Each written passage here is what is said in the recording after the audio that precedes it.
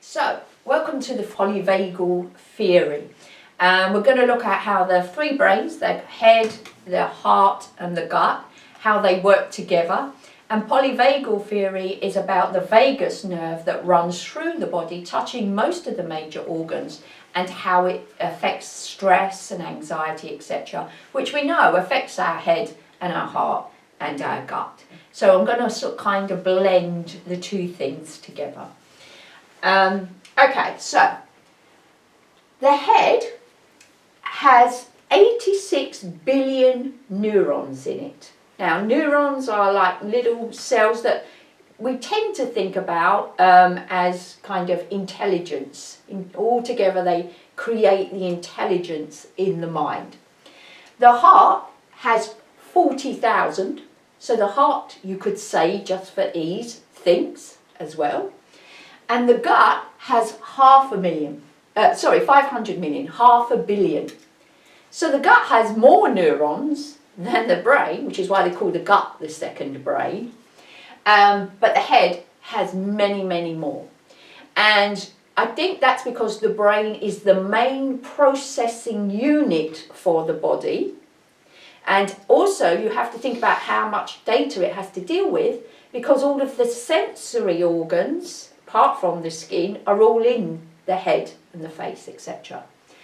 Now, neurons are not necessarily a measure of intelligence, because the elephant has 257 billion neurons in its head, in its brain. And a leech has 32 brains. So neurons, size of brain, number of brains, are not necessarily a measure of your development, your intelligence, all of that kind of stuff. And we tend to think that is, don't we? We're the most intelligent creatures out there and all of that.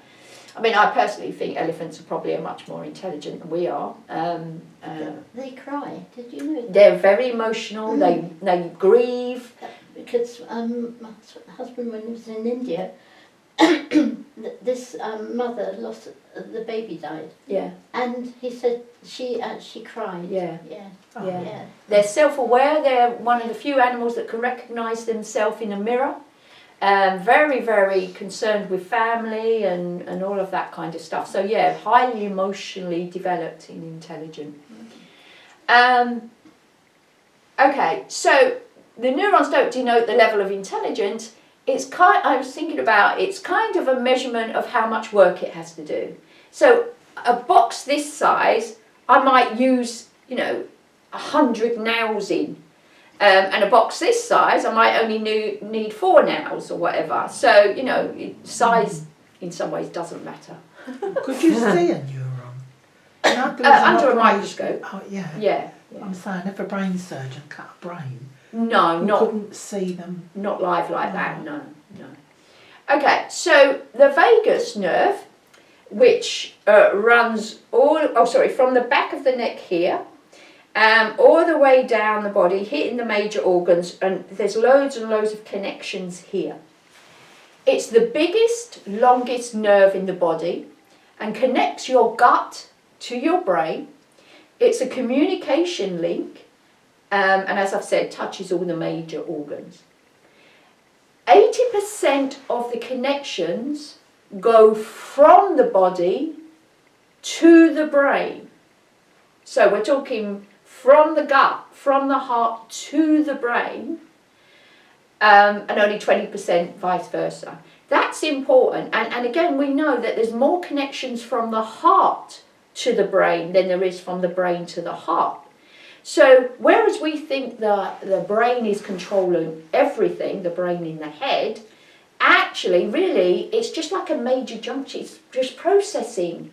That's why it has more neurons, I believe. It's because it does more processing.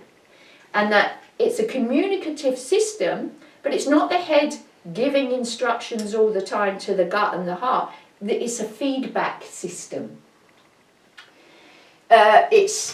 Vagus means the wanderer, because it wanders all around. It just doesn't go straight down like this. It wanders all around, making lots and lots of points of connection. And it deals with respiration, digestion, all the stuff around the heart, and the abdominal viscera.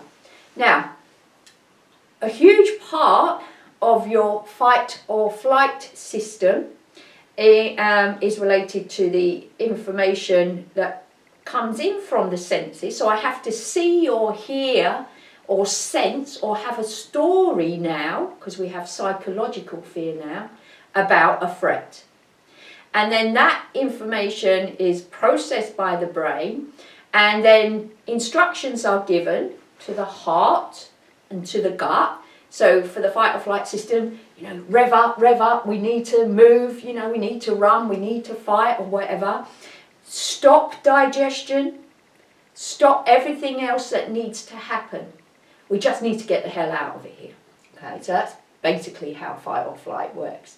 And when you're not in fight or flight, you're in rest and digest. So when you're resting, that's why your tummy starts to rumble when you're meditating, or just trying to sit quiet and someone's talking, your tummy will start, because that's a good sign that you're actually really relaxed. Rest and digest. And as it says, then your body concentrates on digestion.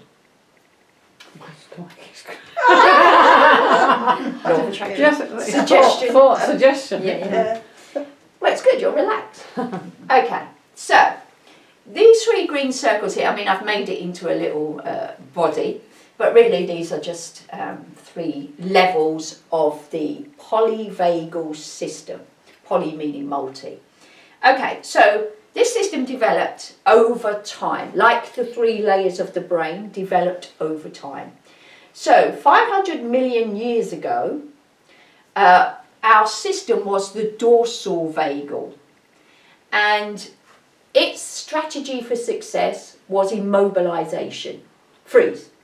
It's not the same when you freeze in fear, it's not that, but it's like, if I don't move, you can't see me. Like a cat, if you can't see it, yeah?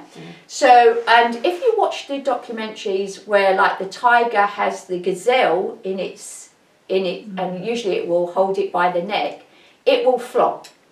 It will fold, as they say, which is like a surrender. Oh well, there's nothing I can do.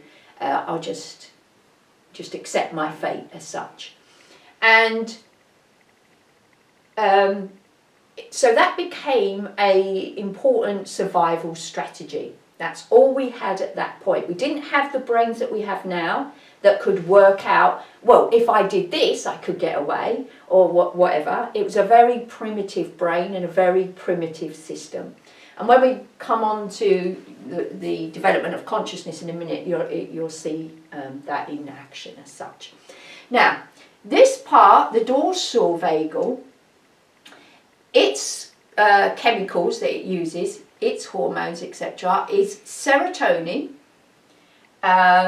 which is the happiness drug. Yeah, if your serotonin is high, it is also to do with sleep. Serotonin high, you're awake. Melatonin high, you're sleepy.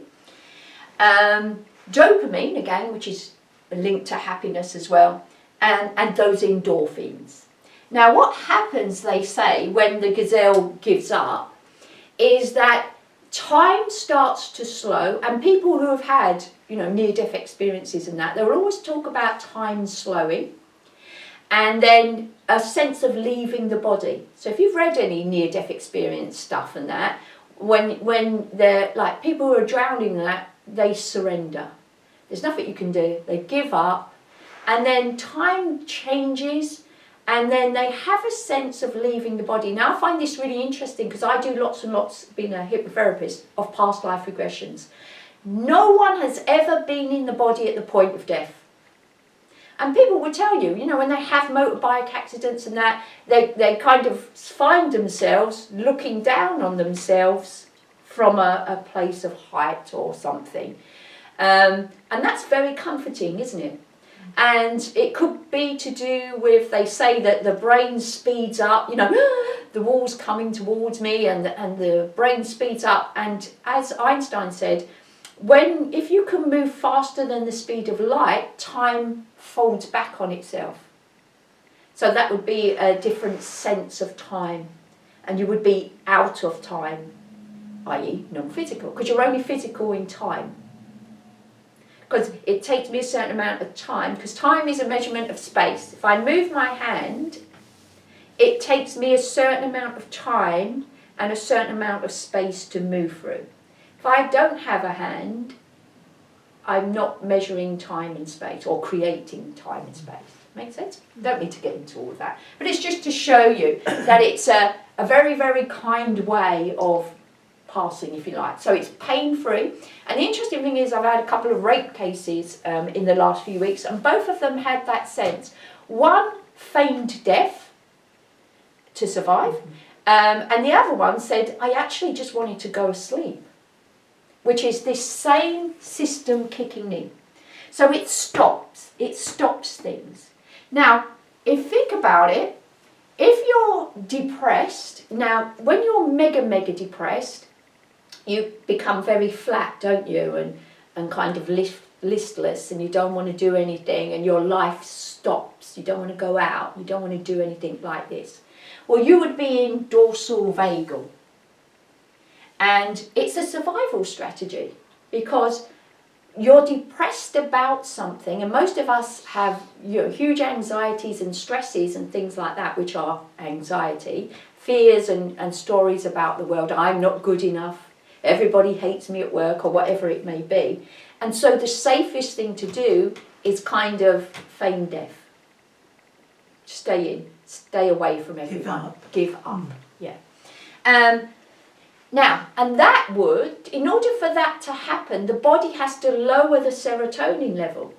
For you to sleep, it's a seesaw, for you to sleep, what the body does is it raises your melatonin level and drops your serotonin level. So if I was to measure you for depression at that point, it would look like you're lacking in serotonin. What would I give you? Antidepressants. So it's like, catch-22. Are your serotonin levels low because you're in dorsal vagal and the body's creating this state for you to be safe, or is it because it's not creating serotonin anymore? So what does sleeping tablets do? They raise your melatonin level, lower your serotonin so you can Knocks relax and go to sleep. Yeah, it reverses that. Because serotonin is supposed to make you happy and out there, and vice versa. Okay, so if you've got low serotonin levels, if you're diagnosed as depressed, or you think you're depressed and all of this, you're going to be unhappy, you're going to have sleep problems. But the gut makes 95% of your serotonin, not the brain.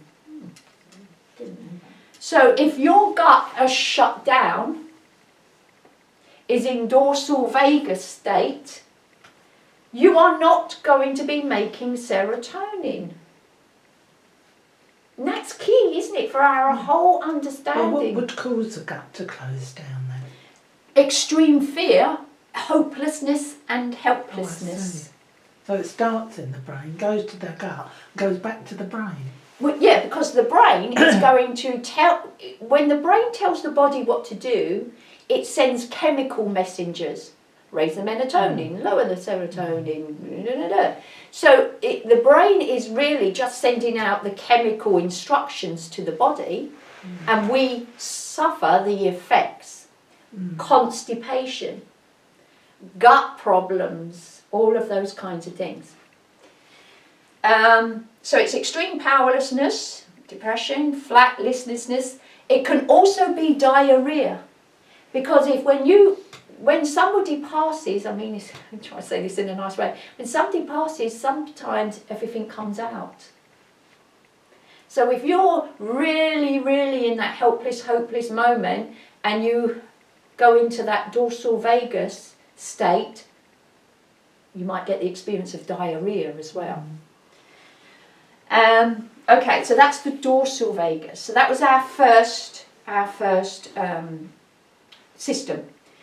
On top of that then, we developed the fight, flight or freeze system. Now freeze is different to fold. Freeze is, when you see a gazelle freeze, what they're actually doing is scanning the environment for an escape route, the hearing becomes hyper, and they're priming. So it's a preparation state almost, okay? Fear has been identified, they've sensed a tiger somewhere, they freeze for a moment to sort out where they're going to go and what needs to happen, and then boom, fight or flight kicks in, that all of that energy and that power, and they run for their lives. So this developed 400 million years ago. And as we say, it's actually called the sympathetic nervous system, and it's about mobilization. It's about movement. It's about running. So your system is going to be on 100 miles an hour. If you're long-term fearful, in anxiety all the time, you think the world is a scary place, everybody's out to get you, all of that kind of stuff, you're going to be in fight or flight all the time, but you will have adapted to it. And I believe ADHD, you know, where they're active all the time, is that they're stuck in fight or flight system. Of course, the brain chemistry is going to match, but which comes first, chicken or egg? So you've got high adrenaline, cortisol, epinephrine, and the ailments that are linked to you being in sympathetic nervous system state is IBS, constipation, and diarrhea, and the movement between the two. Okay, there's other ailments as well, but because we're just sticking to the heart, hair, brain. Okay. The final system that's been developed is the ventral vagal.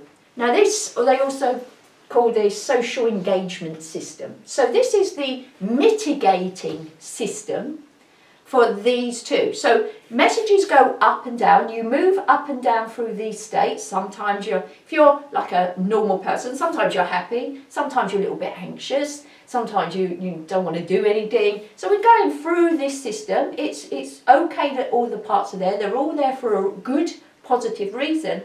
But we get stuck, most of us at some point get stuck in these bottom systems. So this system, again, releases oxytocin, which we know is the love drug, dopamine, and 5% of the serotonin.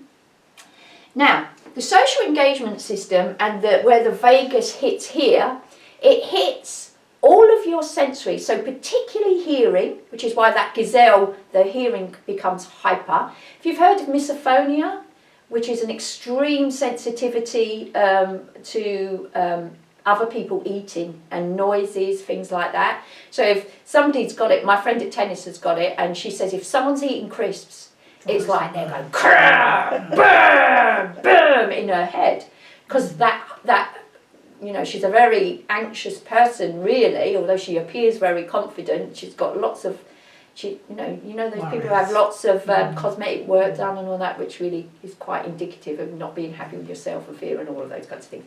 Anyway, so it's no surprise to me that she's got something like that going on. So it's the face, the neck, the throat, for later, and the heart. So it affects seeing, hearing, tasting, smiling is a big thing. Now, again, with the neck and throat, as we'll come on to in a moment, it's not just the thyroid. The thyroid is linked to the heart and the thymus, which is here. And we're going to come on to this. We're going to look at each individual thing in detail. So, what is supposed to happen is, again, you move through those systems, you know, and as we've talked about, lots of you have diverticulitis.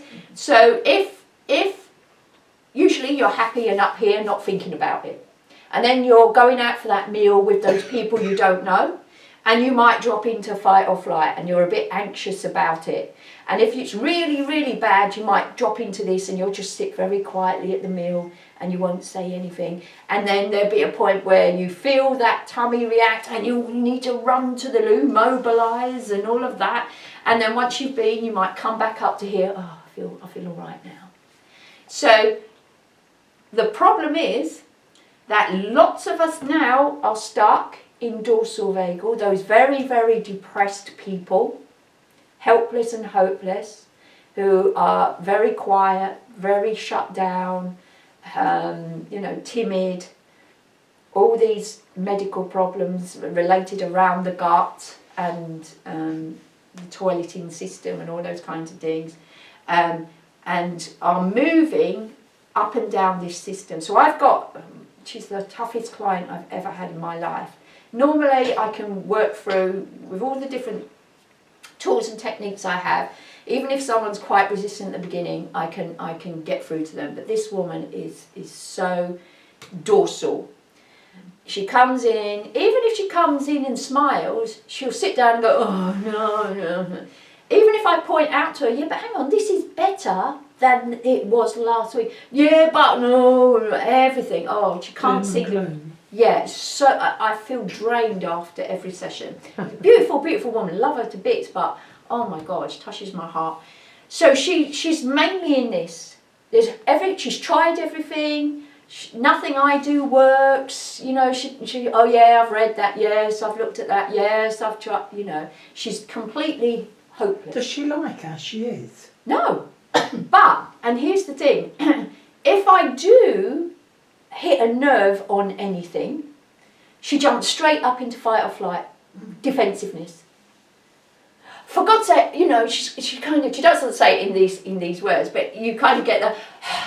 But I've told you this, and so she's mobilised. So since I've been on this course, what I'm sitting there trying to show her is look, you keep jumping up here. If you can find the triggers that makes you jump up here, then you can bring in some other action, and it's the things that are revised are sensory actions.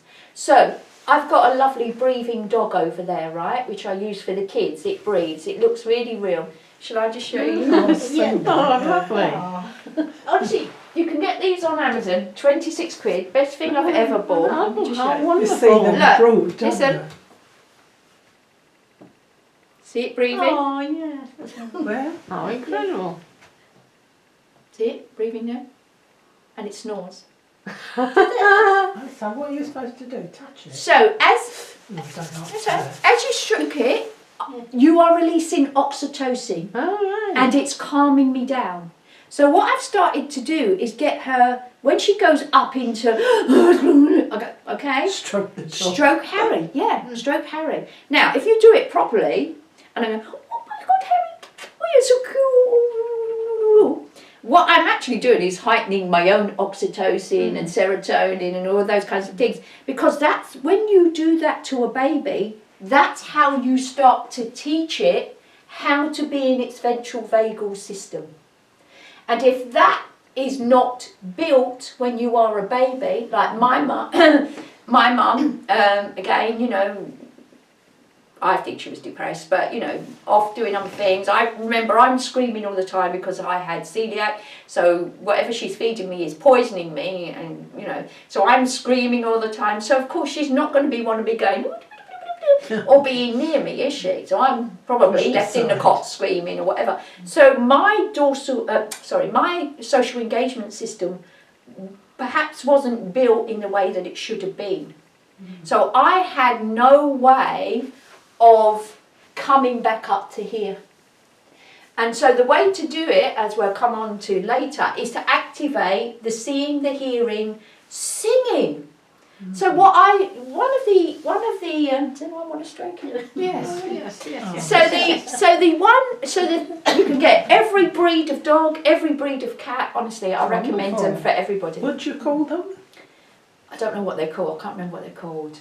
But if Well, you put in this one's breathing, called Harry. oh, sorry, his name is Harry. No, I mean, what do you call them if you look on Amazon? Just put breathing dog or something. I can Yeah. see it, yeah. Yeah. If you I just said no, I sit with my hand on it, and it's just like, because I really, really wanted a little dog, so it's just like having a dog. They're good, aren't they? No one sees me. It's all. Everybody else. Okay, so so what we want to be able to have, and you'll be able to do, is to artificially, because she hasn't got a social engagement system, because she was, you know, her mum was depressed and ignored her and all those kinds of stuff. So no one has taught her how to get back up here. So she's just bungeeing all the time between this. And now she's got extreme back pain and everything else that's going on. Because the body, you know, is going, we've got to do something about this. What I'm trying to do with her is to stop her in that moment, bring her into her Ventral Vagal. You know, I've tried getting her to find I don't like any songs. There's no songs. I'm not interested in music. Just find a song with happy lyrics in it. And as a distraction. And what that does is, you see, what you have to learn to do is to artificially change your brain chemistry. Because if I'm up here, all of this relaxes. This will now start to create serotonin and dopamine. The oxytocin's being released if I'm stroking my pet or singing a song or thinking about a happy baby's face or watching a happy video, you know, a cat video on YouTube or whatever it is, to get me up here so that I can start releasing oxytocin and dopamine. And, you know, because we've tried my usual therapy, you know, what are your triggers? Let's go back to childhood. She doesn't want to do any of that. Hypno doesn't work for her, all of this kind of stuff. She's really blocking everything. But makes you wonder why she wants to visit you, if she's like rejecting all how you're trying to help her. Because I've had loads of conversations with her. There's nothing else I can do. If you won't let me do my job and let me do my work, there's nothing else I can do for you. It was the same with my grandson, wasn't it, really? And now he's under a top specialist at UCL hospital, and he doesn't really want to know. But, you know, I'm sort of trying to help. Yeah. And I can see this now. This is exactly him. Because I think because he had an abusive past, he didn't smile until he was about 13 or 14. Because he hadn't been taught to. No. Because you learn. You have to learn. But he was with us a lot. Instead of his mother. Yeah, that's why I got all these He still wrinkles. didn't. Yeah. You do always smile, but that's a lovely trait. But again, you see, one of the first things that I learned when I was coming out of my depression was to smile at the first 3 people when you leave the house. No matter if it's the neighbour you hate, you smile at the first 3 people when you leave the house. That little exercise changed my life. Because as I started to smile at people, people started to smile back, and it made me feel, they go, you know, like you made a difference to them. And then I started going around giving everyone compliments, because then feeding back to me that I'd made them happy, made me happy. And really, unbeknownst to me, was what I was doing is starting to build a social engagement system. So you came out of your depression without drugs? Yeah. I've never taken any drugs in my life, and I won't. It's just my personal thing. To be fair, though, to be honest, at that point, I couldn't get counselling because unless you paid, and one of my big issues was I had no money. Did offer me the antidepressants, and I didn't want to take antidepressants, and so I had to find my own way out. And as I say, I was right here. You know, I was suicidal. That was right at the bottom of this. And there's only one way up when you get here. But the difference for me was, I went, for God's sake, help me. What do you want? You know, I've tried everything. If you don't help me, if you don't tell me what to do, I'm not going to be here anymore. And what I had done, unbeknownst to me, and I didn't even believe in God in that time, is asked for help. Because God gives you free will, and He won't overcome it. You can make yourself as unhappy as you want. But if you ask, and then on this long journey, now I realise I opened the door for higher help, higher spiritual help and that. Okay, so do you get this? So lots of people are in this helpless and hopeless, but if you trigger them. Now, one of the triggers is interesting, that she spoke about on the course, and this really keyed with me. She said, because what I do sometimes in therapy is if I'm thinking, I'll be talking out the window like that, if I'm getting something, and I think it's because I tend to get it from this area. So where I'm normally sitting here doing therapy, my head will turn here, this is what I think is happening, so that I can pick this up. So it's not that I'm turning away from you, I kind of then start talking like that. But if you had an issue with your mum believing that she avoided you, that she wasn't interested in you, and that turning away was a memory, like when you were in need, she turned away, my doing that could trigger you back up to here or down to here. Because your story about it is going to be something very different. So everybody has different triggers, and what we need to find out is your particular trigger. And so what I'm getting my client, you can do worksheets for this, and I've given her a worksheet. So what I'm trying to get therapy sessions now, in the last 2 weeks, 2 sessions we've had since I've learnt this, is I will stop her. As soon as I see her jump up, because sometimes it's just a body thing, sometimes it's not what she says, I can just see the change in the body language, I'll stop, and she's got a habit where she just speaks over me, she just keeps going, and I'm just battling with her. No, stroke Harry. But, and then afterwards I get in and I try and say, you've got to artificially change your brain chemistry because she's another one who won't take antidepressants, because otherwise you're not going to create the chemistry that brings you up here. You're not going to build this system. You haven't got this yet, you need to build it. And although these little exercises seem really twee and, you know, like they're not going to change your life or anything, they absolutely are. You know, the science is there for you. Does that make sense to everyone? It's interesting, isn't it? Okay.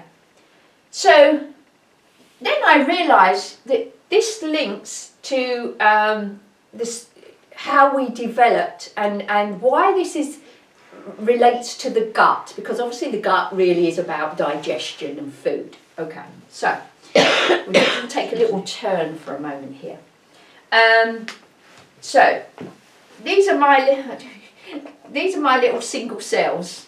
Sorry, I'm not the greatest artist in the world, but you get it. Okay, so God, you can argue what God is, but God created life, right? So somewhere, something developed life, and the original life was single cell amoebas. Okay, so single cells, and God provides everything for us. So these single cell amoebas used to eat the sun, the radiation from the sun. They would turn into energy called ATP, right? Don't need to know what that means.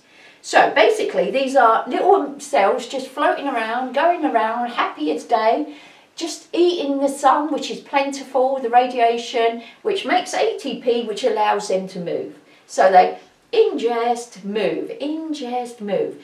They're happy, there's no lack, there's no searching, there's no intent. It's really a surrender state, but a positive surrender state as such, yeah? Now, the next development is that the cells develop receptors on the tops of the skin, like our eyes are a receptor, our ears are a receptor, receiving information, etc. But our eyes always seek as well, also seek. So it's an inwards, outwards thing. So by now having these receptors, it meant that the cell could actually go and look for the food, seek. And that then sort of infers that there's a new level of consciousness, a will, a direction, something to seek, yeah? Intention, self-awareness, need. I need to eat. I'm going to look for my food. So it's kind of the first level of consciousness, if you like, okay? And it's a state of moving into getting, not just receiving. And you can trace the development of the ego through this as well. Okay, so remember this first, will, this first move into a different level of consciousness is about seeking food. Really important. The next level is where, so that single cell, the only other things that exist is other cells, and so at some point it starts to eat the other cells it finds. Now when it eats it, it kills it. Now, so that's like a one-off lunch. You know, if I eat you, lovely, I've got that extra energy at this moment, and then I'm going to have to start working around the room and eating everybody else. Okay? It's not a productive system. So what it learns to do is to be able to ingest the other cell, but it works with it. So it's like an agreement. Okay, I'll work inside and I'll create your ATP. I'll become a little ATP factory, and you, the outside cell, if you like, you go around and search for the means for me to make the ATP. So it becomes a joint system. The two become one, if you like, and they work together for each survival, each other's survival. Again, that involves purpose, function, and it increases your chances of survival. Because now, two of you working together is much better than you trying to find food on your own. And of course, there's a doubling, if you like, of energy, isn't there? Because now you've got two things making and finding energy. And then there are other stages in between this, but just for us. And then the final stage that we need to think about is where the communities of cells then all start to join together. So in our body there's 57 trillion cells that all work for the survival of the whole. Yeah? So the sum of the parts becomes much more, the outcome becomes much more than the sum of the parts. And in order to do this, we have to have care, compassion, tolerance for each other, communication. It's about protection, isn't it? And sharing of resources. So what we see in the development of consciousness is really, it's always about food, energy, food. And that's really important when we think of what these systems are really all out to get. Our belief that we have to eat to survive. That we can't survive on what God provides freely. There's enough food in the world. There's enough land to grow food. There's enough trees and everything till we got in the way. Until we started to create. So we'll chop down our food supply, the trees, and make paper. That seems like a good idea, doesn't it? For survival. So in some ways, if we could come back to this, we wouldn't have fear. We wouldn't need to survive and fight to survive and one against the other and all of that kind of stuff. So if all of the problems that are causing these two states come because the sense of the other, possibility of attack, possibility of being eaten, hating yourself because you're eating somebody else, all of those kinds of things, this system wouldn't have been needed. Can I just ask you what it says under gut there? Because Thank you. Yeah. So again, this system starts to develop to process all of. So they become, where this has integrated systems as such. Now they come a little bit defined and separated. So now the gut has its job to do, its purpose. The heart now has its job to do, its purpose, and the brain as well. But really, it's one system that should be working together, isn't it? It's like having a high-rise building. It's like, so when somebody first asked me, how did the ego develop? I came up with this. I don't know where it came from. Well, I do. So I'm a business owner. So me on my own, I'm a one-man band therapist. So I can do all my accounts, all my admin, all my advertising, everything. Okay. But let's say I become really, really successful and I have to take on staff. So now I might have to get some offices. And I might have to have a human resource department and an advertising person and all of this kind of stuff. And as I get bigger and bigger and bigger, those departments get bigger and bigger and bigger with more people. So I employ a manager to look after that department. So you're the manager of accounts, you're the manager of, Now, all of those departments work for the same company for the same aim and the same end. But let's say me as the CEO say, right, we need to hire more staff. And the accounts go, oh, no, we can't afford more staff. And human resources going, yeah, I can get you more staff. And so now these two departments can be at war. They can have different wants and wishes that go against what is the best for the whole. And that's what's happening in our bodies, starting to work against each other as such. So the gut starts to think about I, the sense of I, what it needs, what it desires, in opposition to the higher self or the soul or the spirit, the desire. Doing becomes something, because again, this is a passive receiving state. Now we're into doing. What does the ego love? It loves to get you doing things. You're lazy if you're not doing anything. You're wasting your life. You can't just sit there and expect food and money to come to you and all of that. So it always wants you doing. It wants you out there. The measures of success, levels of success and failure and risk and all of that kind of stuff. And in one of these, there's also another thing about rest and digest, because at one point in the consciousness is that when the cell started to eat, or when the being as such started to be able to have more food than it could eat in that moment, it starts to hide it, store it.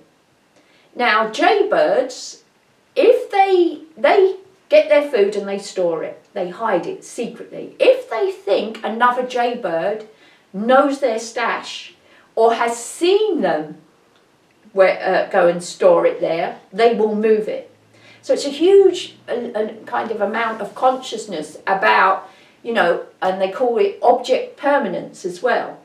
Knowing that if something disappears from your view, that it still exists, that it hasn't disappeared, that it remains, memory, all of those things as well that come in. It's become so complex that you kind of lose that it's about food and lose what's really going on here. Because all of these other things, rest and digest, yeah. So at some point, the cell could eat and eat and eat, and then it would need to rest. Or it could then rest and conserve energy. But of course, when you're still, when you're resting, that's when you're most vulnerable. That's why we all sleep with one ear open, like the cats. Cats and dogs, you can see, they're snoring away, but sometimes their ears going like this, isn't it? Picking up sounds and things. And we do that as well. Because how do you hear your alarm if you're really unconscious and all that? We keep one ear open in case someone comes through the front door when I'm asleep. Okay, does all that make sense so far? Yes. Any questions? It might take me a bit of time to digest. Yeah, so a lot of you don't need to remember all this information. Again, I'll put it out for you to watch again if you want to. But I'm just building up a picture at the moment for you, okay? Just need to... This is the most important bit about where are you, and being able to change these states by using this social engagement system. Okay, so we've talked about there's others with their own agenda. This idea of prey and predator, really interesting yesterday, because one of the rape things that I was dealing with. Now she was 12. She's in this car with this guy who suddenly lunges at her. He's driven round to where nobody else is and suddenly lunges at her in this car. And she's beating herself up. Why didn't I run? And I'm trying to explain to her, your system says, and this is an automatic system. You have no control over this part of the system, right? You know that. There's fear, you react. And that's good for survival, because if I had to think, where should I run? What should I... But I'm too late, I'm dead. So I'm trying to explain to her, because she feels like she's a strong, independent woman. She wasn't really scared of anything. And when something had happened to her previously, she had said, if I'm going to scream, people are going to come and all of this. So she said, why didn't I do it this time? Because the mind's playing games with her with guilt and all of this. And I'm trying to explain to her, because what these systems do is, over all of these millions millions of years, they have already worked out the best strategy for every situation. Sometimes the right thing to do is run away. Sometimes the right thing to do is play dead. And so I'm explaining to her, listen, where are you going to run? Do you really think you were faster than him? There's no one else around. He's driven you to a road you don't know. You really think you can outrun him? Now, in that moment, he has become predator and you have become prey. And that's going to start that system, these two systems off, and that is out of your control. That works faster. Your subconscious mind works a hell of a lot faster than your conscious mind. It has decided, just relax, get it over with. He's not going to kill you because he's known, and it's known that he picked you up and all of this kind of stuff. And so your body said, running's not an option, fighting's not an option, he's stronger than you, just get it over with. And so it's not her brain that's saying that? Well, it's part of the brain, isn't it? But it's not her conscious mind. She hasn't sat there and weighed up, should I, if I run, am I faster than you? Is that then too quick? Boom, the mind already knows. So it's almost like you've got a file. Is he stronger than you? Is he faster than you? Is there someone safe to run? No, play dead. Yeah. So these strategies are already filed. They have to be ready. And it has to be like that. Yeah?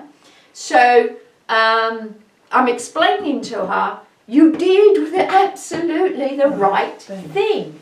You became prey that was helpless in that moment. The right thing to do to survive, not make him angry, not make him worse. Because again, if she got out of the car and run and he's now in running mode, his mind's not in his conscious mind. And I think this is why, when people end up killing people, and then you see it in the program, don't you? They go, oh, what have I done and all that. It's because when you are a predator, you are primed to get that prey and kill that prey.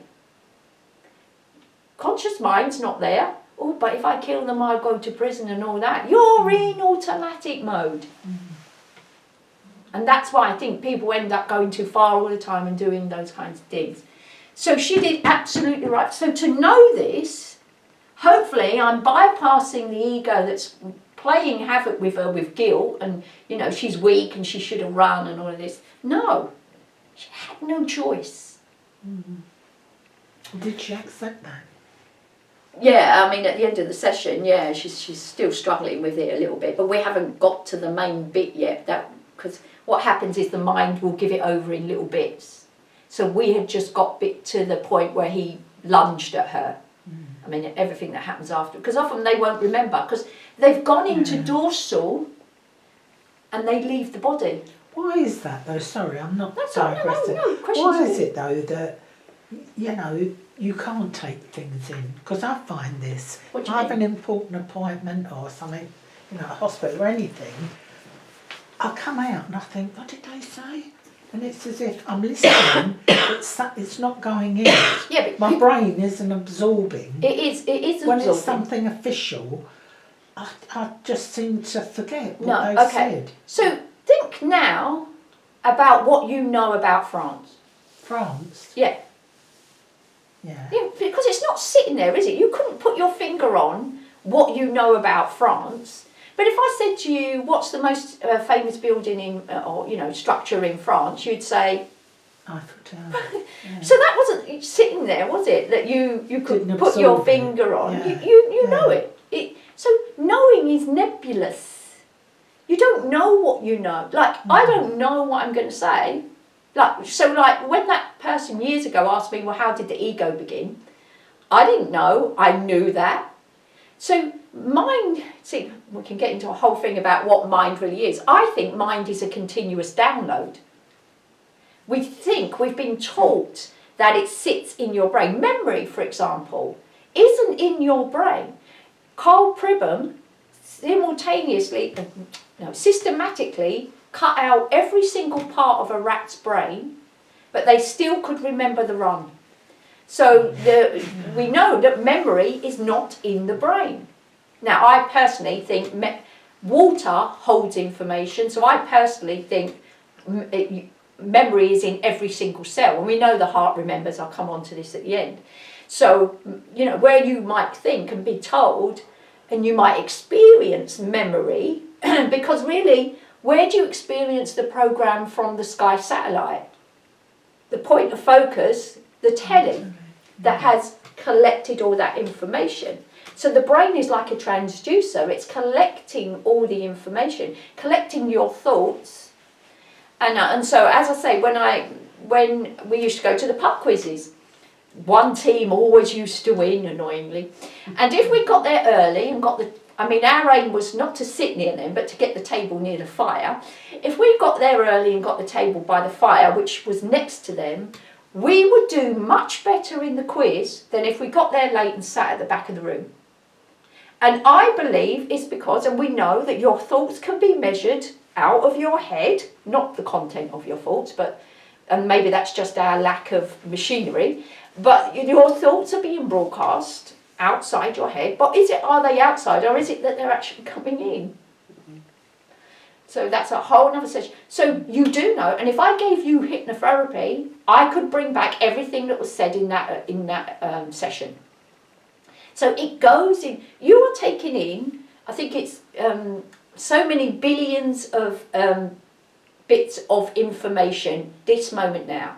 So unbeknownst to you, you are recording temperature in the room, temperature of your feet, where your bag is, what Pat's doing, everything. What I'm saying here is, okay. Your brain cannot handle that much information. Oh, your brain can, but your conscious mind only can handle 7 to 9 bits per second. And that will prioritise what you're seeing, hearing, smelling, tasting, touching, thinking and feeling.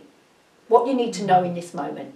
So everything else that's coming in, if the postman came down the road, all of that, everything I'm saying is going in, but bypassing the conscious mind. So it does go in there. And if you were able to stop blocking yourself by saying, I can't remember anything, which is a program into your computer, you would be able, if you trusted, if you had faith, if you knew how the system worked, you can pull anything from anywhere. Does that make sense? It does, yeah. So it's a limiting decision that you're making, which is an instruction to the brain not to remember. Yeah, I think probably you're right, because, sorry, I'm talking about it's myself. It's relevant. If it is something that I know I've got to work on, I actually don't want to know a lot of the time. Exactly, and you don't need to know. I dread the phone, and then when it comes, I think, what did they say? What have I got to do next? And it's almost I can't cope with it. But okay, so they're limiting decisions. But in reality, do you always do what you need to do? Do I always do what I need to do? Yeah, and is your life going okay? Everything, So it's like this. So I do things that I have to do that I don't want to do. No, what I mean is like memory-wise. So the definition of abundance is having what you need to have the minute you need to have it, right? As long as I've got the money to pay my bills, when I need to pay them, I'm abundant. I don't need £1 million sitting in the bank because I've only got this bill to pay, right? Memory is the same. Now this is really important because the ego plays games with you about Alzheimer's and all of this rubbish, right? Now, if you define memory, like I do, as knowing what you need to know the minute you need to know it, right? And not worrying about where that comes from. So often I'll forget a word, or I'll be struggling for a word, and someone will pipe up and give me it. I've got, really I've transferred my memory to my phone, because everything that I need to do is on my phone. We all used to be able to remember every phone number. We don't do it now. So that part of the brain will have come apart. Because we've got them on our phone. So the brain is plastic, it's putting together, and it depends on how you're using it. So if you were to change your definition to, listen, as long as I know what I need to know the minute I need to know it, why do you need any to remember anything else? Yeah. And that's a trust issue, and that starts to use the brain in a different way. Does it matter if I only remember 10 minutes before that appointment that I've got that appointment, as long as I get there on time? Does it matter? No, only if I want to make a negative judgment about myself. So you have to watch the ego playing those games. I'm going to have a break at 11:30. Okay, so eating is linked to survival. Again, these systems are already worked out. They're outside of our conscious control unless we bring awareness to them and make an intention to start changing. You'll never overcome your fight or flight system, and neither do you want to. Because when you are seriously threatened, you need to have that system working. But there is a difference between real fear, real threat, and psychological threat. Yeah. Oh God, what if I show myself up on the stage? That's a psychological threat. I'm not going to die from it. It might be upsetting, but I'm not going to die from it. But if there's a fire there, that's a real threat. So you need to know the difference as well. So now food is inextricably linked to body survival, amount of energy, but also fear of others, of them attacking you, etc., etc. And the ego will play games about you being an attacker and tell you what a bad, terrible person you are. And in some ways, you could say then we're just a moving gut. That the whole thing about our survival is really about the gut, and it makes you wonder why then there's more neurons in the gut than there is in the brain. And that's about. Oh, so I'll just tell you this. She tells a lovely story about there's an Indian guy who was caught by a tiger, and he was taken to the den so that the cubs could learn how to kill the prey. Like sometimes they'll take the gazelle to the cubs. So he was still alive, and he was taken to the den for the cubs to maul and play with or whatever. And so he tells the story that he went into dorsal, this is it, I'm down, I'm dead, I'm going, and had that experience of time slowing, but watching himself, watching this happen to himself. And then when the tiger got distracted or bored or whatever, fight or flight kicked in, and he was able to get up and run away. And he was drawn back into the body, and he was up and out, and he survived. And so that's a really good demonstration of how that system works. I mean, if you surrender and you've left the body and the body is then killed, you're now spirit, you'd go off into another life. And if suddenly there's an opportunity for escape because you're still alive as such, this system will kick in and you'll run. And again, one of my rape cases said, soon as he got up and went and sat on a chair, she grabbed her stuff and she went. And that was the one who had wanted to go to sleep. She just grabbed her stuff and ran. Kicks in, it's natural, it's normal, it's survival. It's really clever system. Okay, so we'll just do a little bit more on the polyvagal theory. So the polyvagal theory was developed by Dr. Stephen Porges in the early 90s. It's the understanding of how the bidirectional, both ways, relationship between the brain and the viscera collectively impacts on our cognitive processes, behavioural experiences and physical symptomology. Basically, how the mind, body and behaviour is driven by the whole automatic system. So we have our automatic nervous system. We have the sympathetic and the parasympathetic system, which is basically the fight or flight system. It's on or off like a button, if you like.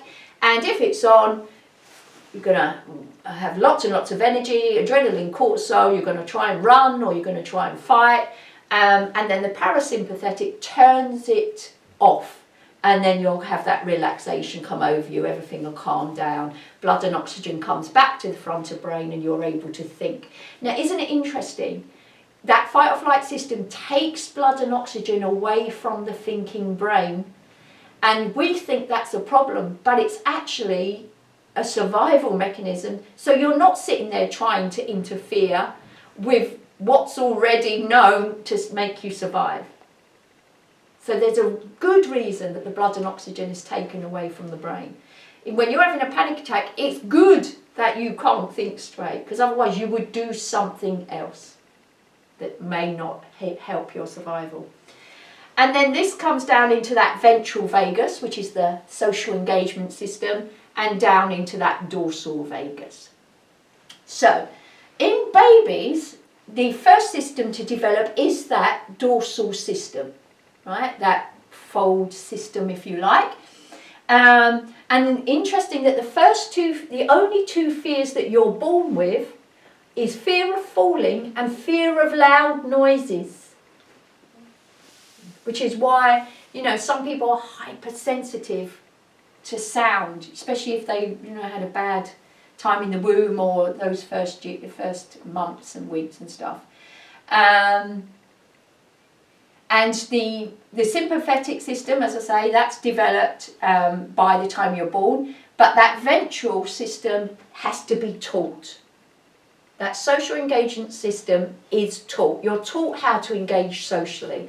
You're taught how to, if I do this, you do it back. Read emotions, smile, all of those kinds of things. So basically when you're born, you're a feeding machine, aren't you? Feeding and pooping machine as such.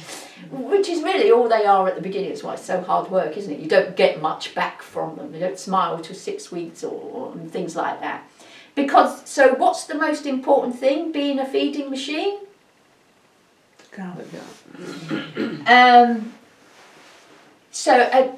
So like you've heard me say before, if a parent doesn't teach emotional reasoning, so like my mum, she was always angry, and I never ever was taught that there's a different way. So I learned that if you've upset someone, they're going to be angry with you forever. I wasn't taught that you can forgive, you say sorry, the state can change, in a moment. You have to be taught that system, okay? And that's usually about 2 or 3.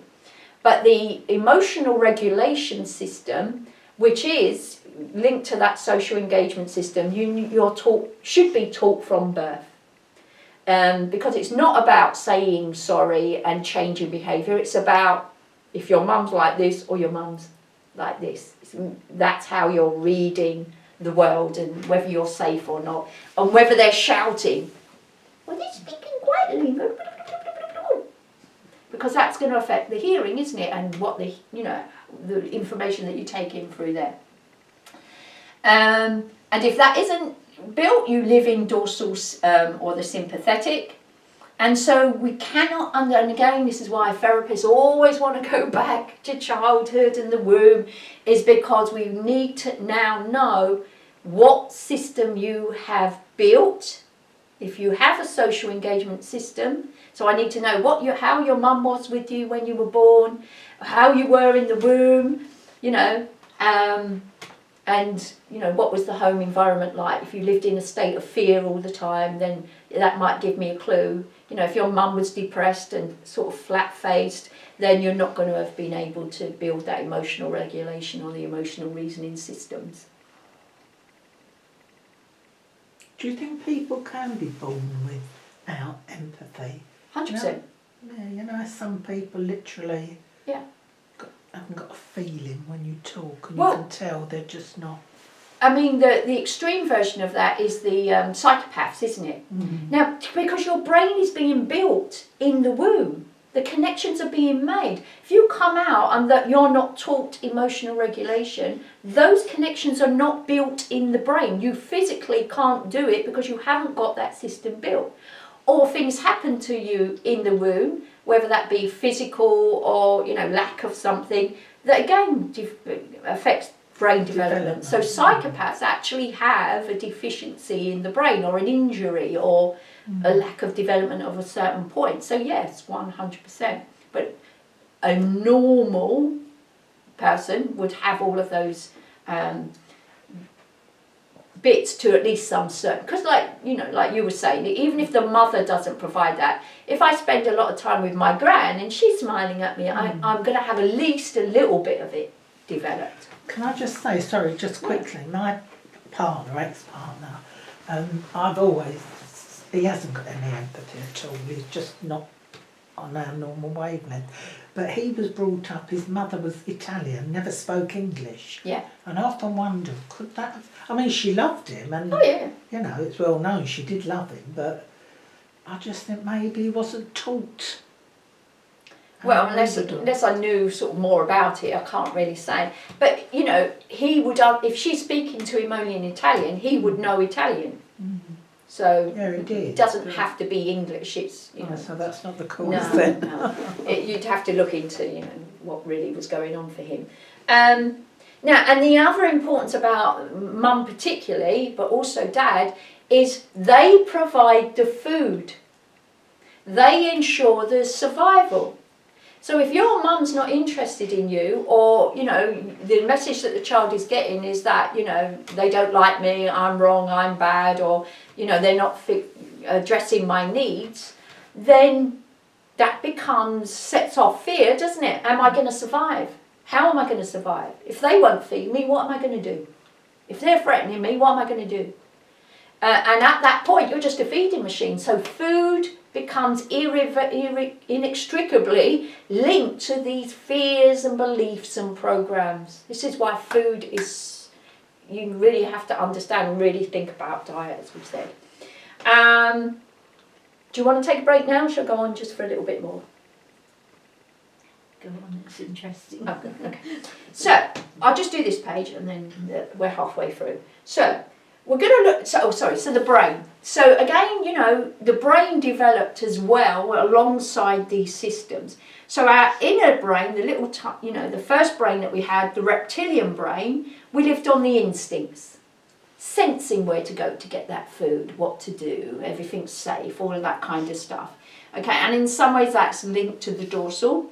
The limbic mammalian brain, the second brain if you like, is what they call the emotional brain. Okay, so after those instincts, the emotions kind of were the next thing that developed, and often that's linked to that sympathetic nervous system.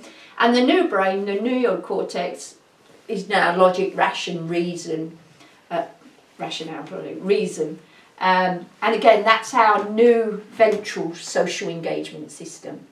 And this can, if you, with conscious awareness, be trained to overcome these. You don't, as I said, you don't want to get rid of your fight or flight, and I don't think you really could ever, but you can see when it's turned on and turn the switch off. Deep breathing, mindfulness, all of these kinds of things. The social engagement that I'm saying, if you start to feel anxious, start stroking Harry the Husky, all those kinds of things. It's still breathing. Yeah, it'll continue to...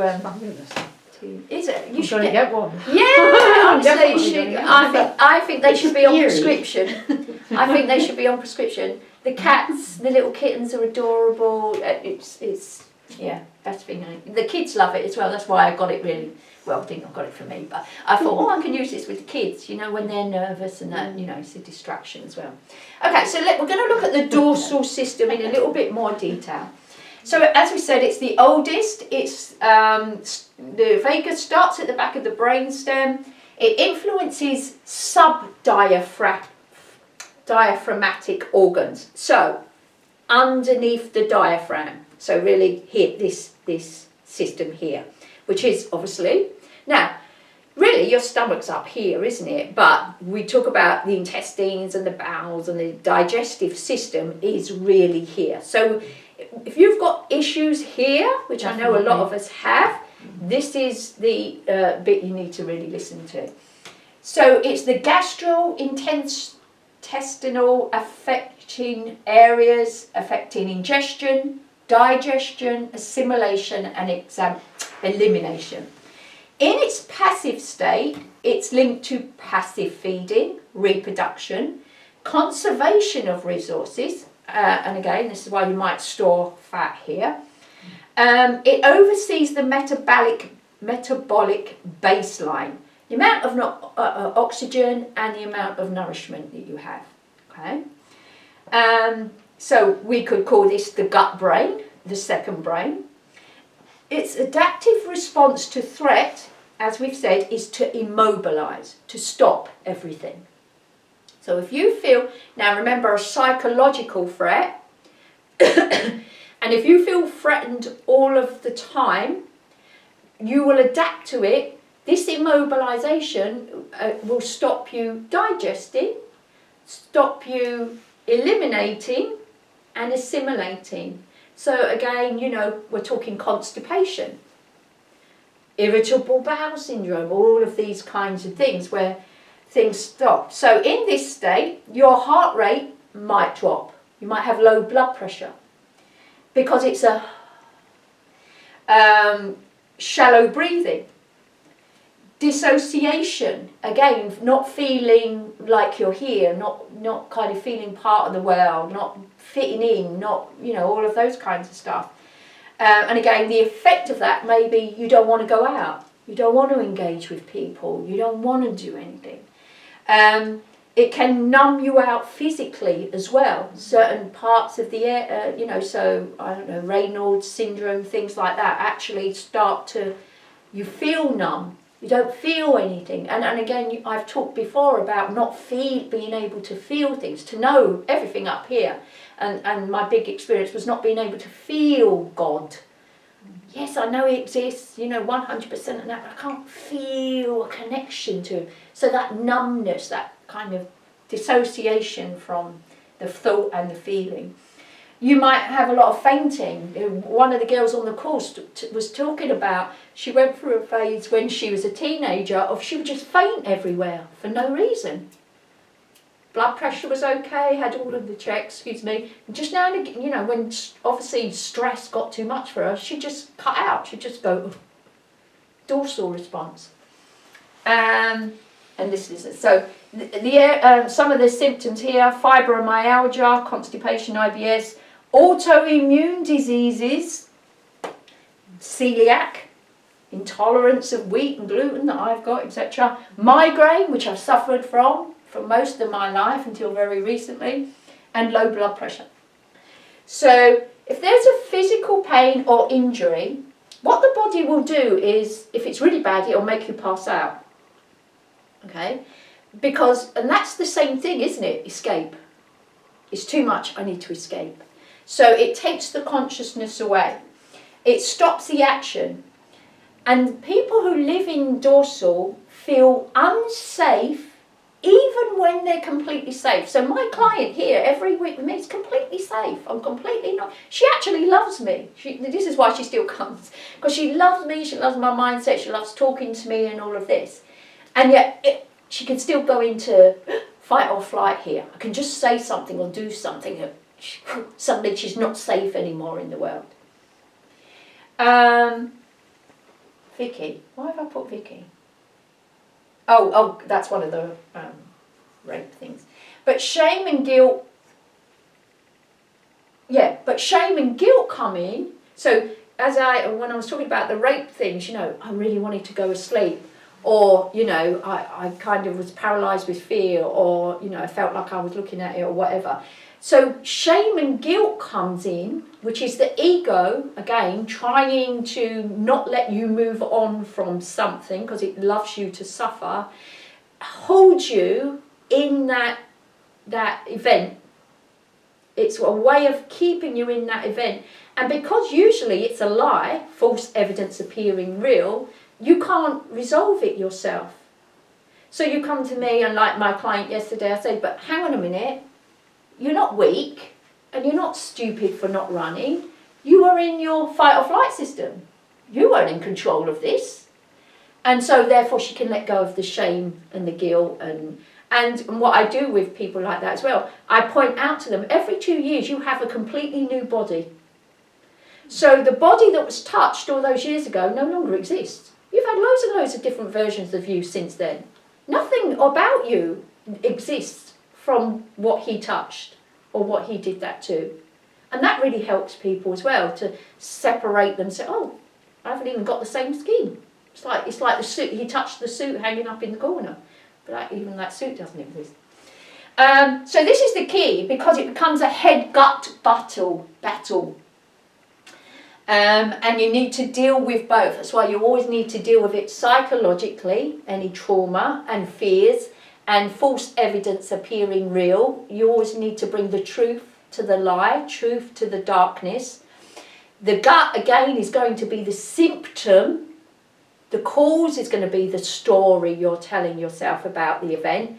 And when you heal this, this should heal as well. Because without a cause, you can't have an effect. and without an effect there is no cause. So I thought this was really interesting as well. She said, so if you've got someone who's passing out, or, you know, just going and that, shout run, or fire, or something like that, and that's going to kick them right back into staying conscious. You know, like when they try and keep you conscious and they try to stay with me, you're much better shouting fire or run, which is really interesting, isn't it? Because that automatic system is going to come straight back in and give you adrenaline, cortisol, and bring you up. And so they talk about a ladder, as I've said, and you're coming up and down this ladder. And it's interesting, isn't it? At the top of the ladder, you have lots of options. You can view everything at the top of the ladder. I can see over the buildings and everything. And there's love and understanding and peace and safety and all those things. When you're in the fight or flight system, the sympathetic system, it's like you're on rung 2, halfway down. You have a much smaller focus, fewer options, and the interesting thing as well is you'll feel angry, irritated. She gets irritated with me. So it doesn't necessarily look like fear, but she pops up into, oh, for God's sake, kind of irritation, anger. So if you're an angry person, irritated, impatient, all of those kind of stuff may be a clue to where you actually are. And then in dorsal, you're right at the bottom of the ladder. Looks like a long way up. You can't really see anything. You're not getting any nearer to whatever the reason is you need to get to the top of the ladder. You're just holding on. There's a feeling of overwhelmment.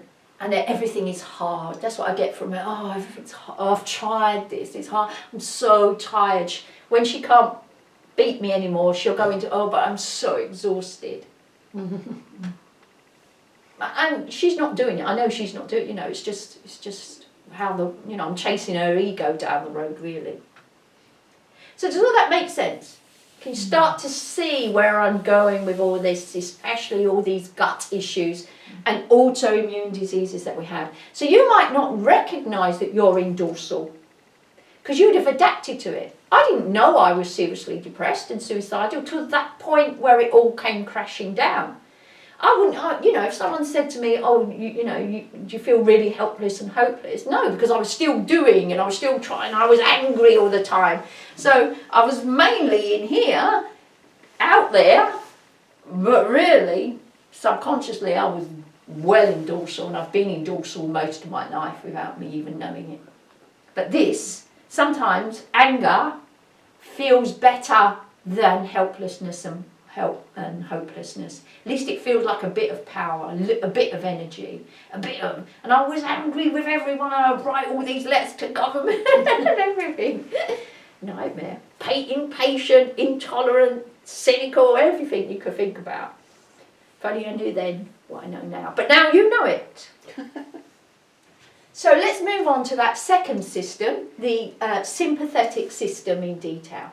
Remember, the key word here is mobilization, movement. It's that fight or flight system. Now, as I've said, strategies have been worked out over millions and millions of years, and they're already given to you. I always think about that documentary where it was a famous one where I think it was lizards or something, were coming out of the sand and running across. They had to make it to the sea before all the snakes came and got them. So that is sorry, I can visualise it. I know, it's horrible, isn't it? But they did survive. So that is already programmed into them. Okay, it's a strategy for survival that's been worked out over millions of years. It's inherent in every gene, and therefore the baby knows immediately what to do. So, and the same is for us. So these strategies are worked out before before you're even born, if you like, and by this time, we've covered every single situation that's ever going to happen to us, haven't we? So we've got a survival strategy for everything. One of them is to run, one of those is to fight, and the other one sometimes is to freeze. Not the freeze of, I'm so scared I can't move, but the freeze of scan, listen, fight or flight kicks in. It's the system that relates to the limbic, remember that middle brain if you like, and the hypothalamic, pituitary and adrenal axis, the HPA axis. You don't really need to know all the terms, but there's a kind of system in the brain. Escape is the most rational option usually, so avoidance, withdrawal, but then if you don't do that, and that isn't the best strategy, as I've talked about before, you can then start to call yourself weak and blame yourself, and we play all these games with guilt, etc. I've talked about how the animal freezes, scans, it looks for its best escape route, it listens, so the hearing kind of turns up to become hypersensitive, and then fight or flight kicks in, and it carries out those best options.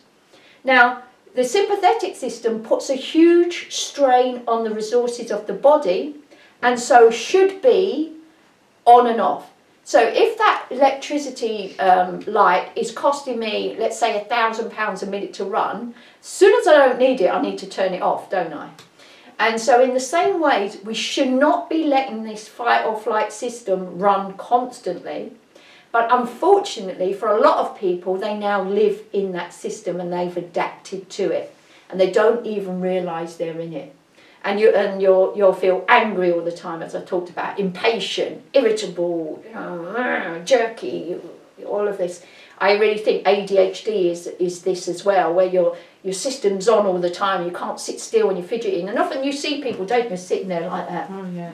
Yeah, why do they? I always think Because it's the Does energy. that. They're in fight or flight. The energy. Oh. It's an anxious I response. always think I'm always giving them a wide berth because I'm never quite sure. So you pick up Yes. intuitively that they're not safe Yes. because they're in fight or Or flight. you don't know whether they've got a sort of psychological problem or Yeah. something like that, you know.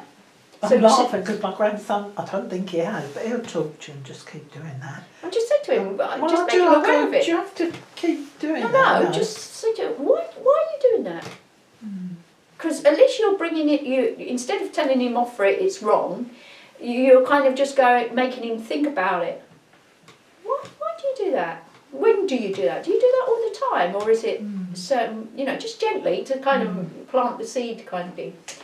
And it leads to an overproduction of adrenaline, which is not good for you, cortisol, that leads to chronic stress, dis-ease, anxiety disorders, insomnia, because if you're wired all the time, you're not going to be able to sleep and relax, IBS, asthma, high blood pressure, because the heart's pumping all the time. Herbert Spencer said, how he described it, he said it's better to mistake a stick for a snake than a snake for a stick. So the system will always jump in, even if it's not sure, because if that's a snake and I just go, oh, it's a stick, I'm going to be brown bread. So it's better for me to always assume it's a steak, and if it turns out to be a snake, and if it turns out to be a stick, that's all right. Yeah.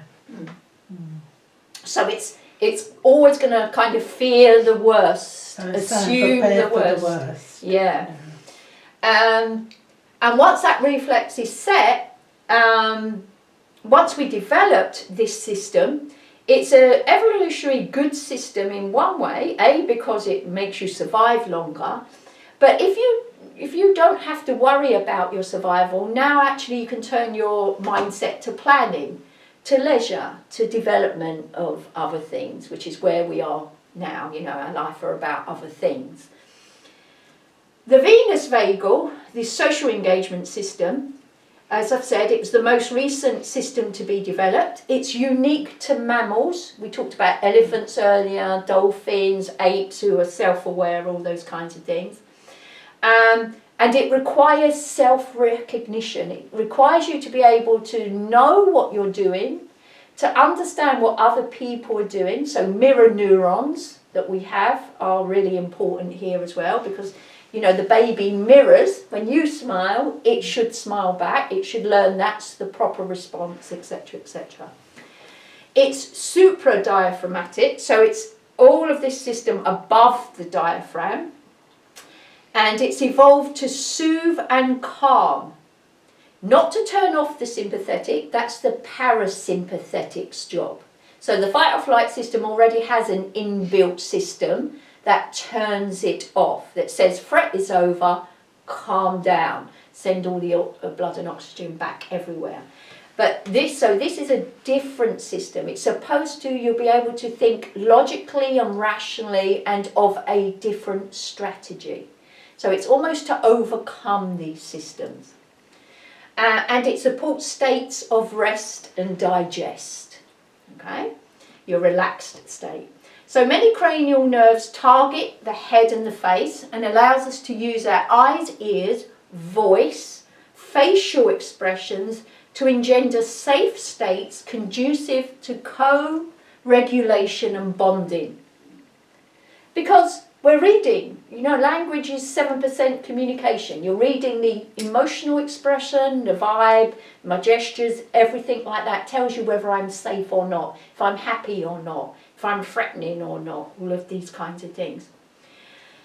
Now, babies, basically, as we said, they're just food eaters, and they're entirely dependent on their carers and thus depend on their soothing words, the smiles. And remember, you smile with your eyes. So if your smile is not genuine, you can tell the difference between me just going and as such. And this is what the baby is reading. It uses eye cues, etc., to develop a capacity to trust, to connect, and to feel safe. And also to make sense of the world and what's happening and where they are in this moment. Thus in digestion, so ingestion, digestion, speech and breathing, and remember the heart sinks. When the baby is in the mother's arms, entrainment happens. Both heartbeats come into rhythm. Like in an office, all the women's menstrual cycles come into rhythm as we entrain with people, so our hearts come into entrainment. One of the things you're taught as hypnotherapy is you breathe with the patient. You match their breathing, and I lead your breathing, so I'll go, and relax, to slow you down or whatever it may be. So really, really important subtle cues. And so it becomes a reciprocal system, social engagement system, that you learn through being taught and reciprocating that back. That's why when you smile, the baby smiles back at you. It links between the ventral, so the ventral vagus up here, and the face, and is linked to those that regulate the heart and the lungs, remember above the diaphragm, and therefore the heart and the brain become connected. The gut is still connected through the vagus, but really this system connects to the heart system, or should. And if you can connect these, and in some ways you can get it stronger than the gut-head connection by training it and using those strategies, obviously you can spend more time here and have a more developed social engagement system. Therefore, facial expressions can calm you down and can calm somebody else down. Your tone, your gesture. So, I've said this before, my brother-in-law used to laugh and say that me and my sisters have the Guinea Pig Gene. Right? So when we're heated arguments or, when we're defensive, and he calls it the Guinea Pig Gene, but because shrill noises are like alarms. It tells us we've gone into fight or flight. You're threatening me, or you're against me, or whatever. So again, your tone is important. And so with every patient, it's kind of given me a new thing to think about.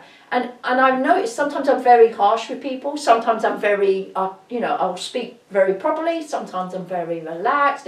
And so subconsciously I'm reading what they need me to be. And yet if I made a mistake and say, like, someone was giving me therapy, let's start speaking like that, that would key me right up into fight or flight, because that would be one of my triggers. tone of voice. Because my mum always, and my dad always shouted. So that includes eating, and movement of the mouth, words that you're saying, how you're saying things, drinking, singing, listening to music, chatting. A problem shared is a problem halved. Makes you feel better, doesn't it? Makes us feel better to tell people our problems. Makes us feel better. You're not. This is the difference between what they say, the men and women. When men talk, if there's a problem, the other one will want to solve it. When women talk, we bond, we share. We're not really looking for answers. Sometimes we're just venting and sharing and all those kinds of things. It's a bonding experience. Prayer, sharing problems, massage, all of these things will really help you if you haven't got a system built, to build it, or to engage this system, to bring you up here. So we'll go over some exercises and things to get you into that at the end. So parents, my mum could control us with her eyes, I could control my son with my eyes. If I just went, he knew. We all could. Yeah. But what am I teaching? So if someone looks at him like that now, he's going to trigger him into fear. So this is what I mean about learning your triggers.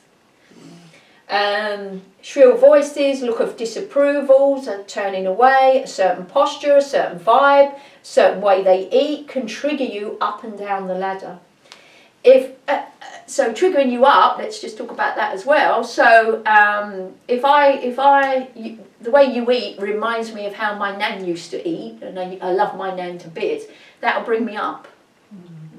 If the way you eat, if that reminds me of my violent dad, that's going to put me in. So if there's no social engagement system developed, taught, then only the sympathetic and the dorsal are options. You're going to be that fearful, invisible child, angry child. And remember, anger is actually powerlessness. And so you're going to be bungeeing between those two bottom rungs of the ladder, if you like. So, past experiences allow the nervous system to choose one or inhibit the other. So it's a bespoke system to you, which is why you have to watch yourself, watch your triggers, and then artificially bring yourself back up into ventral vagus. You look at your responses, how you're journeying up and down through the day, moment to moment, threats, asking yourself, are they real? Are they psychological threats? Are they just imagined? Are you just talking to yourself, telling yourself a new rubbish story, a lie, or are you telling an old story that you need to move away from? And the system that really builds this, they call rupture and repair. So, and the phrase is mother's stroke and father's poke.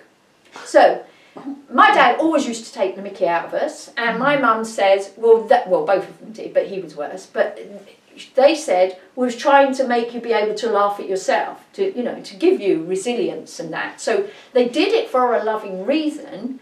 However, when you're not going, I didn't mean it, when that child's upset and gone off crying, what they ended up doing was giving us huge complexes. See, you gave me the word. I don't need to remember it. Wrong? No, remember, I don't need to remember it. Someone will always give me it. I don't need to remember it. Okay? So, yeah, so all we developed was really self-conscious, we're ugly, we're horrible, all of this, because it was never then regulated as such. Oh, we're only joking, you're beautiful, I love you, don't be silly. I'm just trying to, get you to laugh at yourself. That would have built that social engagement system. Oh, it's okay, it's just a joke. It's horrible, isn't it, really, all that? Yeah, but then, again, you see, they're doing it from love. They don't. We only know this now. You can't know what you didn't know. But we had an uncle, No, it's good. My uncle used to, I never liked him, but he'd come in, he'd go, because my sister was really quite a very pretty girl, and he'd go, oh yeah, it's Kay, she's the pretty one, and he'd go, you're the ugly one. And when I look back now, I'd sort of look at my mum, and my mum would go, oh, don't be silly, So But you know, as I got older, I thought, wasn't that horrible? I Yeah. would never have said that Yeah. to kids, you know. No, and the fact that you still remember But it means oh, you've yeah, got a no, problem with it. definitely, And, yeah. you know, Oh, it has yeah. recorded because these people, gods of your world, they're telling you the truth. You believe. You don't know that's just opinion at that point, and you know he might think that, but there's 20,000 blokes who think you're the best thing since, you know, sliced bread. So yes, you're very attractive. Oh no, he's I one can't that do annoys that me. again. But again, it's just a single opinion, but our brain is not key to understand that, and you believe it's a truth. And so it's recorded as a truth because they're teaching you who you are, how the world is, etc., etc. But in him saying that, or someone like him, is that to make him have power? Because why would you want to hurt people? It probably was just a joke. He probably didn't think anything of it. Well, he should Some have people done. think that, He should have done. well, we know that now. Yeah. But, you know, when I was drinking, and I've got a very sarcastic sense of humour, and I say things which I don't think about the consequences of. I'm not sitting there deliberately thinking I'm going to hurt this person, but when I think about it and I'm sober and I think, oh God, that. or they could take that in the wrong way, or I didn't realise that person was standing there who is, I don't know, tall, super tall or something, if I've made a joke about beanstalks, for example. Yeah, true, yeah, You know, we've all done that. Exactly, yeah, because we're not really in control of what we're saying. You don't sit and think about what you're going to say, it just comes out, it just spews out, doesn't it? Okay, so let's move to the heart now. So the heart is the gateway. If we think about chakras, you've got your root, your sacral, your solar plexus. The heart is the gateway between the two. So these are your material chakras, then you've got your throat chakra, brow chakra and crown chakra. And so they say that the heart is the gateway, the kind of bridge between the two. And some of you have done the other courses. We now know the brain is 5,000 times stronger magnetically than the heart, and that we live in a torus of energy, and the heart is that central part. A torus is like a donut, so the energy is coming in and out like this. So the heart has, as I said, more connections going from the heart to the brain than there is to the brain to the heart. So it tells you that the heart instructs the brain, and the brain just kind of says, yeah, okay, I'll do it, or whatever that little message back is.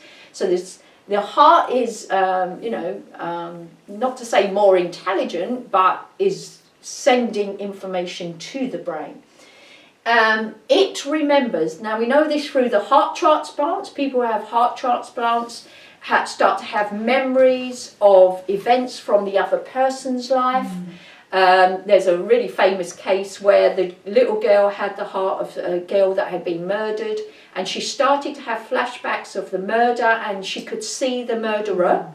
And eventually, when her mum took her seriously, to cut a long story short, she identified the murderer, and he was charged and committed for. Yeah. Amazing. And suddenly people can speak languages. Oh, I've heard that. Yeah. So we know the heart, and again, the heart is full of water, as we all are. If memory is in the water, is in the cells, it makes absolute sense. It's powerful. Yeah. Now, but it's part of a triad. Everything is a triad. So we've got the heart here, and the heart is supposed to be the seat of God.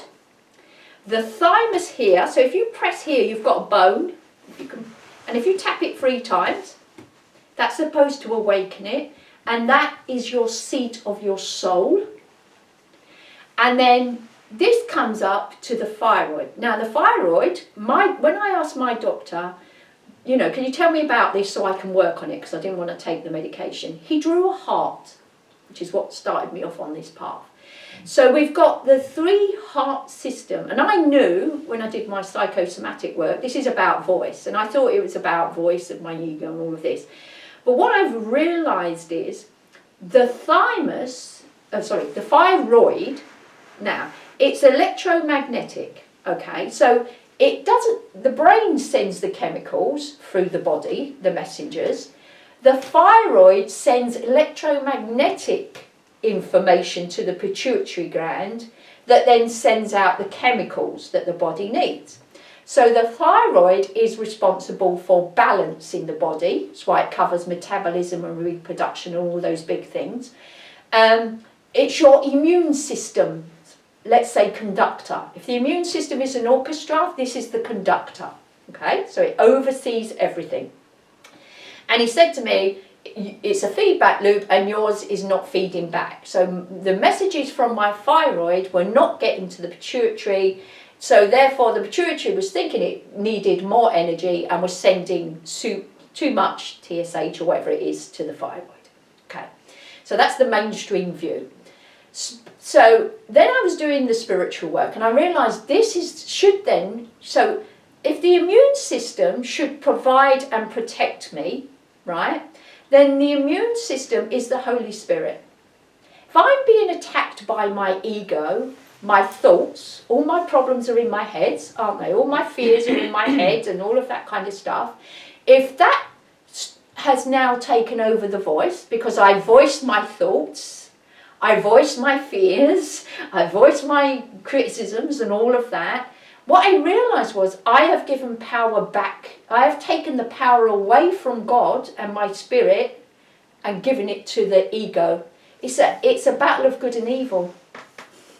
It's the head-heart battle of good and evil, light and darkness, and it comes down to who should own the voice. So my big thing has been to give my voice back to the heart. To know this is the immune system, because when I cut my hand here, I trust 100% that will heal itself. I don't have any worry about it. I don't go to the doctor. I don't, start thinking, oh, what can I do about it? A little cut like that, you just leave it, don't you? You know it's going to heal, right? You might put a plaster on it or whatever to stop the blood going everywhere, but you know it's going to heal. So why would I think any different about the whole immune system?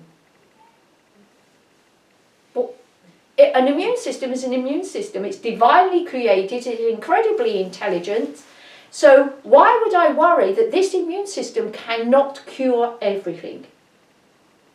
And that's and so in the Course in Miracles, we talk about giving everything up to the Holy Spirit.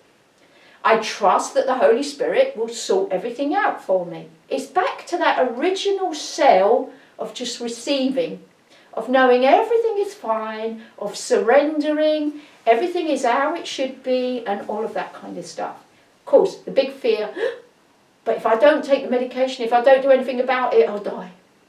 So again, the ego chasing you down the road with death, which is a fear. Which systems is that going to start, engaging? So, the thyroid emits a frequency to every single cell in the body to balance them into homeostasis. And I think about that as the song of the body. Isn't that lovely? The music of the body the conductor should make sure everyone in the orchestra is playing at the right time. It's keeping everything in motion, in balance. It's sending the messages to the brain. Yeah, okay, turn up the cymbals a little bit, tone down the triangle or whatever it may be.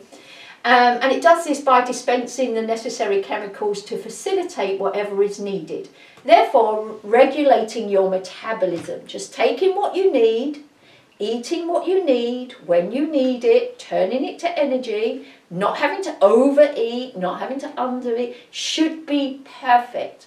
If we got the ego out of the way and we were able to listen to our bodies again, it would tell you what you needed in every moment. But we've lost the system.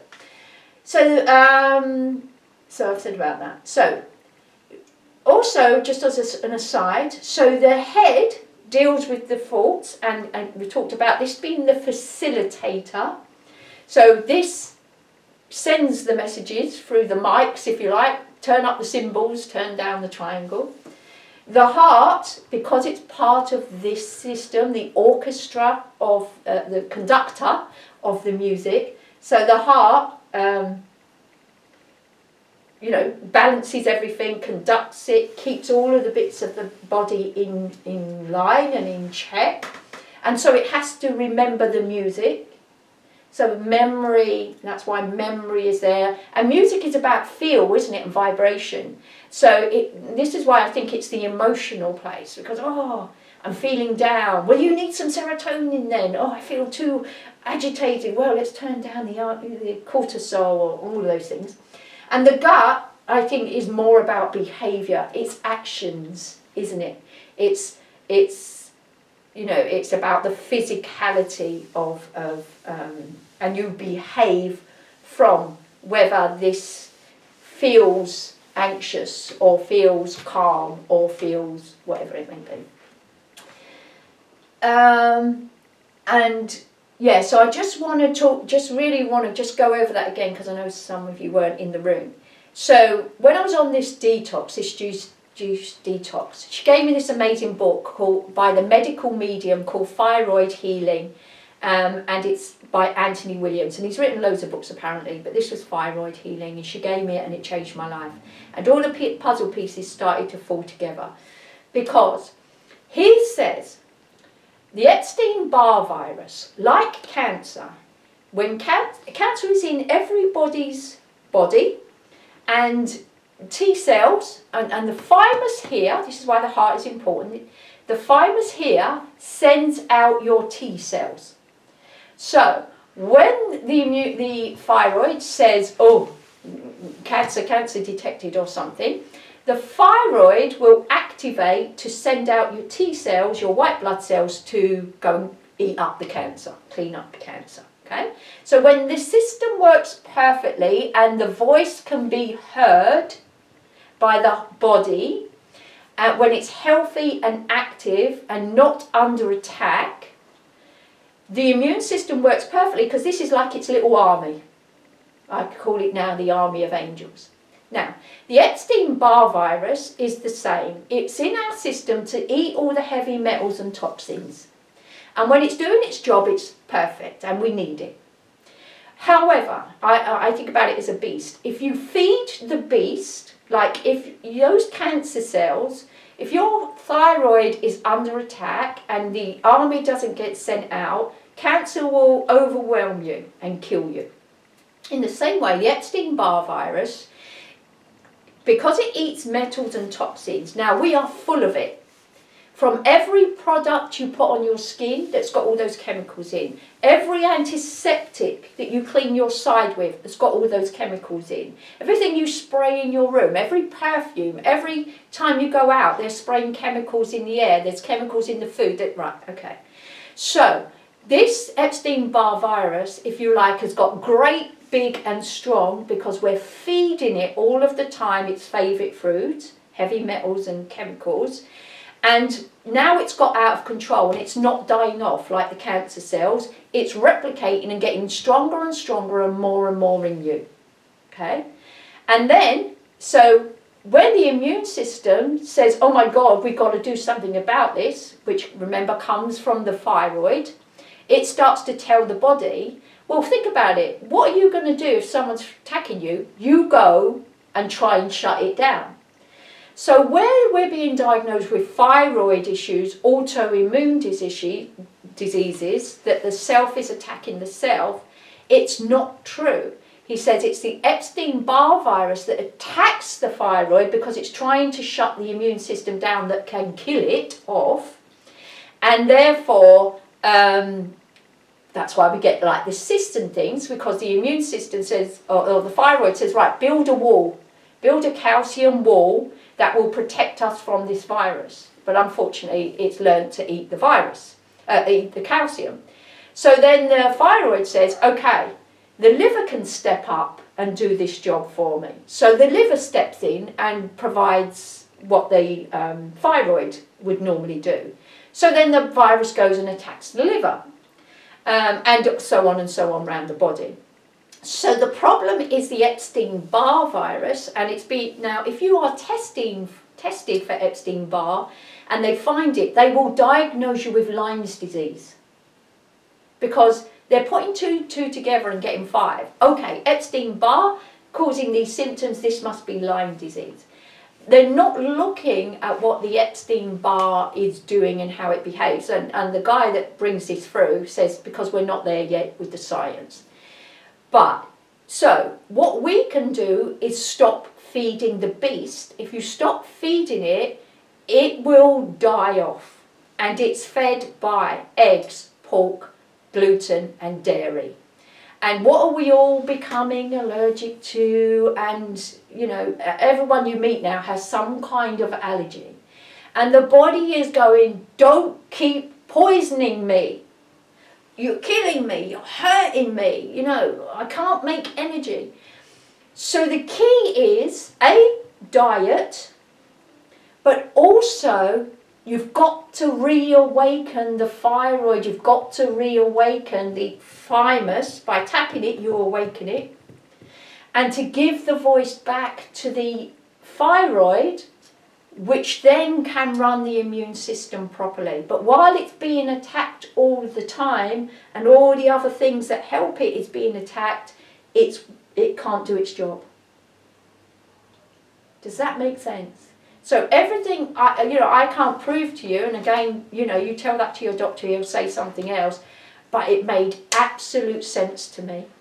100% sense. Spiritually, physically, mentally, and as I said, unbeknownst to me, by cutting out all of the gluten and all of the dairy and just going back to eating basically all that was left, basically fruit and vegetables and odd bits of meat, I am not feeding my beast anymore. My sister's gone right down. Considering I've lost so much weight, it should be sticking out like this now. It's gone right down and I feel amazing. But why were we always brought up to think then that eggs are good for us? Because they used to be. But now what are we feeding the chickens? They've, you know, even if you think about the grain, it's been sprayed with chemicals, fertilisers in the ground, that what they do to products now to keep them fresh. Veg sprayed with all. Yeah, but you can only do what you can do. So that's why you try to go for the organic. Or, I mean, the tomatoes that I grow don't taste anything like the tomatoes in the shops. I'm so shocked. Every time I eat one of my homegrown, it's like a sweet. It's so sweet, it's so tasty. And yet I can't even taste the tomatoes I buy in the shop. No. However, you've got to eat something. But it's okay to eat a little bit of it, because the Epstein-Barr virus, if it goes back to its job, what it should be doing, it should actually be cleaning all of those toxins and chemicals up.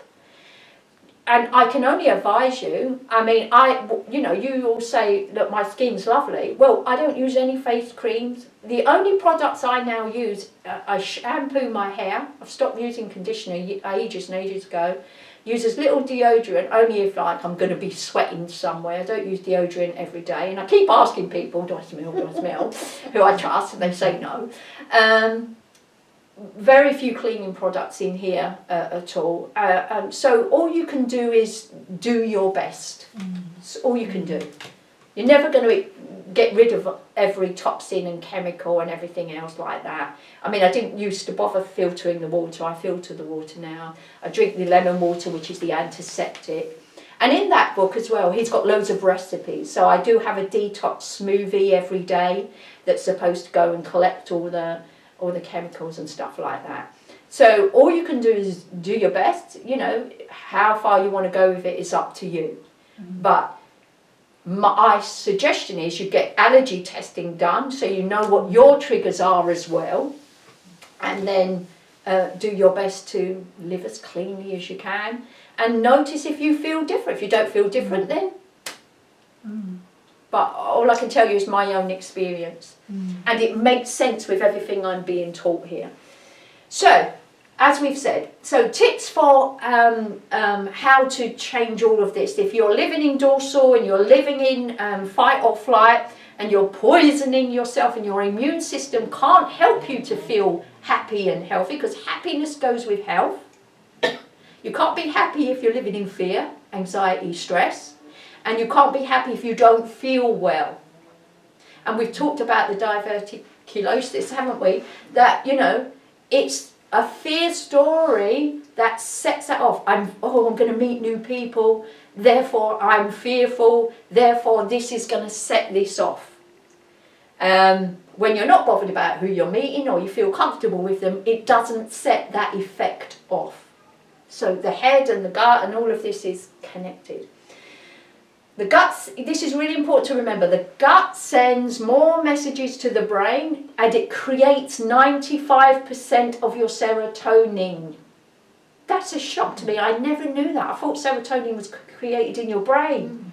But if the gut is, it's really important that your gut is healthy so that it can create your serotonin. Otherwise you ain't got hope in hell, have you, of ever being happy? And really, could that link up if one is depressed? Yeah, of course. Because what will you be diagnosed with? Your low serotonin levels. You'll be given antidepressants. Whereas if you cleaned up your gut health, and it started to be able to manufacture the 95% of serotonin that you need, and how are you going to feel? You have to, because you are just a result of your chemicals, aren't you? So really, we're food-led. You think you're living your life, but really, food is such a massive issue, and you really have to look at your thoughts about food, your relationship with food.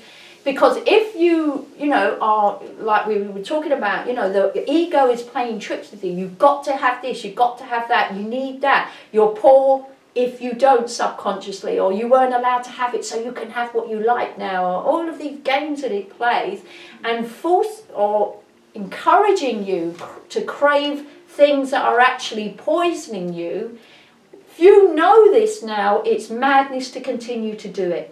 It's slow suicide, like smoking. Once you know it kills you, it's slow suicide to continue to do it. And you need to ask yourself, don't you want to be here and why? And that will give you, a clue to what's really going on. And it's the ego that wants to eat, because the body is the ego's temple. Without a body, an ego doesn't exist. So of course it's really wants you to feel bad, and it never wants you to believe this is the Holy Spirit and give the power back to the Spirit and to make you happy and healthy and joyous and loving, and to everything to be working for you. That's the one thing it doesn't want.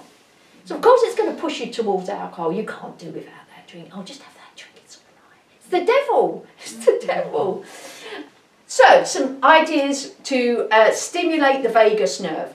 Meditation, deep breathing and breathing exercises, yoga, because they work with the breath and the movement of the system. And when you go to the toilet, she said, do 3 Mexican waves, right? It starts your system off brilliantly.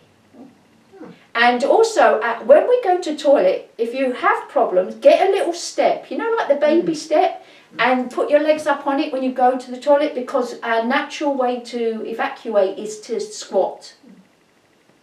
So it helps all these systems. So all of these things, again, if you're suffering from gut problems, IBS, constipation, all those kinds of things, and what does yoga do? It's moving, Tai Chi, they're moving all these systems, cleansing these systems through movement, singing, chanting, prayer. And again, if I want to give this voice back to God, think about prayer. And all the Bibles and stuff like that talks about praising God. Now, God's not up there going, oh yes, tell me how much you love me. It's not about that. But if I speak kind, loving words and I'm praising God and singing and happy, what am I actually doing? Hello? Engaging my social engagement system, working out the vagus nerve in this system. It's amazing, isn't it? It makes so much sense what we've been, and what singing makes you happy. I sing in the shower now, and I haven't sung for years, but when I thought, I need actually to sing. I need to speak about God and happiness and joy, and I think about when I was on my retreat in Richmond Park, and I sat on that hill, and the sun was shining, and it was warm, and it was peaceful, and it was early morning, and the steers were around, and I thought, this is heaven on earth. I was listening to the birds. See, engaging all of this, And that's why I felt so great, because I'm in that social engagement system, in Ventral Vagus. So laughing, touch, massage, all of these simple things, stroking Harry, your husky, anything you can do, watching funny videos, reading great books, to actually, stimulate those senses. And again, eating. Eat what God provides. Go back to that first stage that we were in before all of these problems started. Eat simply. Fruit, veg, and obviously a little bit of meat here and there, or whatever your body needs. I encourage to eat between whatever works for your day, 10 and 6, 12 and 8, whatever works for you, to give your system preferably 16 hours to cleanse itself, to give it a rest, to allow it to process, digest, assimilate, and then hopefully eliminate in a healthy way. Every day you would do that? It's easy. I did it sure. I naturally, just think, say you ate out of a night or but obviously for breakfast. You're talking about in general. I mean, obviously, like we're going out for a big meal tonight, so I'm not going to be finished eating by 8. We probably won't have even started eating by 8. So it's a one-off, and I've ordered salmon with cheese in it, for example. Now I'll try and get most of the cheese out, but I'm not going to be going, oh no, I can't eat. But I might pay a consequence tomorrow. We'll have to see, because I haven't had any dairy for a long time, so I might have a little consequence of it. But cost versus gain, you've got to live. But so it's how far you want to go, isn't it? You could just ignore this and carry on the way you are, like smokers do. They know everything, they still carry on doing it. Depends, doesn't it? It's horses for courses. So all I can give you is, as I say, what Maid said to me: gluten, dairy, pork, eggs, and as less heavy metal as you can, less products as you can. You literally are what you eat. You literally are you going to eat poison, or are you going to eat good stuff? But that still means you do your self-development work as well, because as we talked about, yes, you can build this social engagement system and you can get yourself out of those dips and you can look for your triggers, but you still have to do something about the triggers. Still have to do something about the triggers. So do your self-development work, retrain the responses, and just really a couple of simple things, like she was saying, like body language is everything. I do that thing in the class, think about something, depressed and you feel like this. Think about something happy and your body language changes. And she was talking about the A-frame. Notice, I won't do it now, but notice how you normally stand. If you stand like this, so the legs are the A, and if you imagine the bar going across there, that does something to the vagus nerve, apparently. I can't remember exactly what she said, but to stand like that, and it makes you feel really powerful. You can try it when you get home. Standing like that makes you feel really powerful. Another technique she taught us as well was to lie on the ground, right, and close the eyes with the knees up. So your knees are up and you're lying like this, and keep the head still. I do a version of this in the class with the meditation, but keep the head still. And as you breathe in, you take the eyes to the right or left really hard, so you're like stretching the eyeball. So it's stimulating the vagus nerve in the eyes, if you like. So you really look hard. And then what I like to do is, as I bring them back to the middle, you sigh and you go, ah. Because again, you're activating the voice, the relaxation mode, and then you do to the left. And so you're stimulating this vagus nerve around the face, employing the voice as well, and the throat, the relaxation of the throat, all of those things. Can I just take your hand, your arm? Okay. Now, give me it completely. Really go weak. Really. You feel how stiff that is. Now let that go. Now really let it go. Really let it go. Just give me it, 100%. I should look. I can do that, and your hand stays up. Oh, give me it, 100%. I can feel how heavy that's getting, but you're still holding it here. Let it go. Let the shoulder go. No, it's still holding it here. Let it go. Let it go. Trust me. I'm not going to do anything. Let it go. See, it's really hard. You think you're relaxed and you're not relaxed. And that's about trust. Do you trust me to really have this, to give me your body, to give me everything? So that's really interesting as well. It's so hard to just give someone your arm. What do you think I'm going to do with it? You know me. So that's another, to kind of try that out as well. But, I was doing it in the class yesterday. Right, okay, relax the shoulders. So let's do it now, really quick, eyes closed. Big deep breath in and just relax the shoulders. Just let them relax. And then let them relax a little bit more. Notice if they dropped a little bit more. And then a little bit more. Open your eyes. So if you didn't relax your shoulders at that very first time, if they went down any more after I said relax your shoulders, you're not relaxing. There's always a little bit more. And there's always a little bit more until there is no more. So again, are you really ever relaxing? And that's why we end up with back, shoulder, neck pains, because you think you're relaxing, really you're walking around like this. And that client, that very difficult client, she's like this. So again, monitor yourself. Because if you're not relaxed, where are you? You're not up here relaxed and happy. You're in one of those.